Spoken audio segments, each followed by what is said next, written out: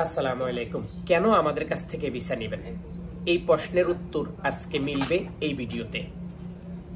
আপনি আমার কাছ থেকে নেবেন না, হয়তো অন্য আরেকজনের কাছ থেকে নেবেন, অন্য একটা ট্রাভেলসের কাছ থেকে নেবেন, অন্য মারফতে নেবেন। আপনি যখন বিদেশে আসার কথা চিন্তা ভাবনা করেছেন আর বাংলাদেশে থাকিও আপনি কি করবেন, তার মানে আপনি বিদেশে যাবেন। এখন আমার কাছ থেকে কেন ভিসা নেবেন, এটার একটা কারণ আছে। এই কারণটা হচ্ছে, আমরা আপনাকে যেটা বলবো সেটাই হবে। এর থেকে হয়তো 1% কম হইতে পারে, কিন্তু 99% আপনার সঠিক থাকবে।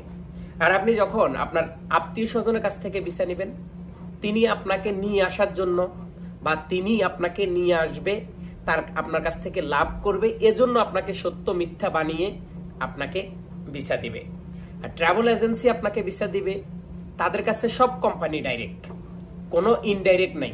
আমিও বলি সব কোম্পানি ডাইরেক্ট, কিন্তু আসার পরে যেই কোম্পানি অন্য জায়গায় কাজ করা, এটা হচ্ছে সাপ্লাই কোম্পানি।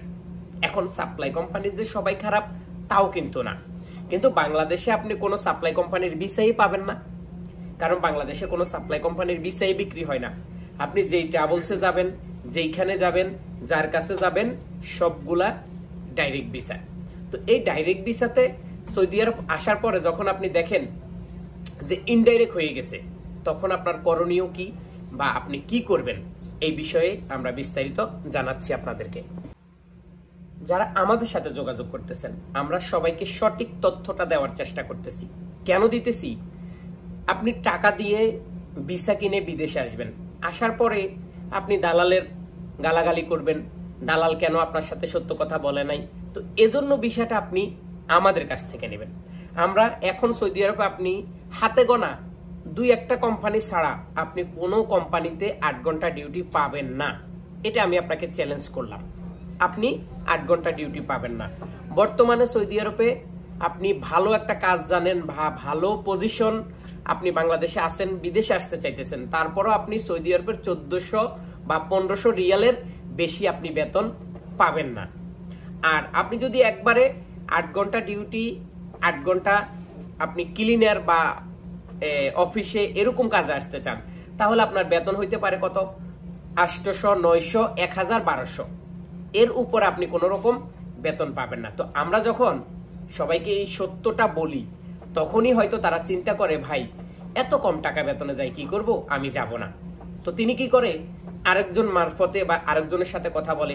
ওই লোকটা তো আর আমার মতো এই সত্য কথাটা বলবে না। উনি কি করে, ভাই আপনি 8 ঘন্টা ডিউটি, বেতন পাবেন 2000, খাবার দিবে, থাকার জায়গা দিবে, ওভার টাইম করতে পারবেন, বাহিরে টাকা কামাই করতে পারবেন, টাকাই টাকা, টাকা দিয়ে আপনি বিল্ডিং করতে পারবেন। এই সমস্ত কথা শুনে যখন তার কাছে লেনদেন করেন, ভিসা নিয়ে সৌদি আরব আসেন, আসার পরে আপনি দেখেন আপনার কোম্পানিও নাই, আপনার কিচ্ছু নাই, আপনাকে থাকার জায়গা দিছে, কোনো প্রকার আপনি সেখানে থাকতেছেন।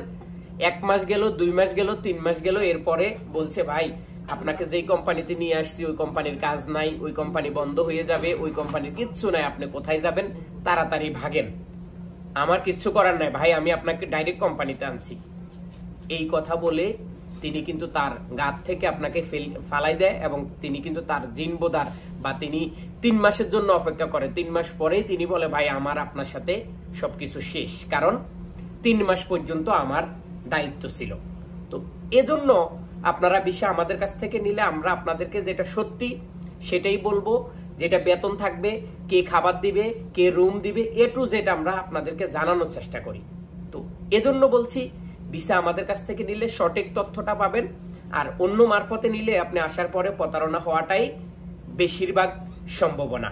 তো আমাদের কাছ থেকে ভিসা নেওয়ার জন্য কি করতে হবে? সর্বপ্রথম আমাদের এই হোয়াটসঅ্যাপে নক দিতে হবে। নক দেওয়ার পরে আপনি মেসেজ করবেন, কল দিবেন না, মেসেজ করবেন। A to Z জানার পরে আপনি যদি মনে করেন যে আব্দুল আজিম ভাইয়ের কাছ থেকে ভিসা নেওয়া সম্ভব, তাহলে আমি আপনার সাথে ডাইরেক্ট কথা বলবো, কোথায় যাইতে হবে, কি করতে হবে, A to Z আমরা আপনাদেরকে তথ্য দেব। সবাই ভালো থাকুন, সুস্থ থাকুন। এই ভিডিওটা সবার সাথে শেয়ার করুন এবং দেখতে থাকুন আমাদের ইউটিউব চ্যানেল, যুক্ত থাকুন আমার ফেসবুক পেজে। নিয়মিত আপডেট পাওয়ার জন্য পেজটি ফলো দিতে একদম ভুলবেন না। আল্লাহ হাফেজ।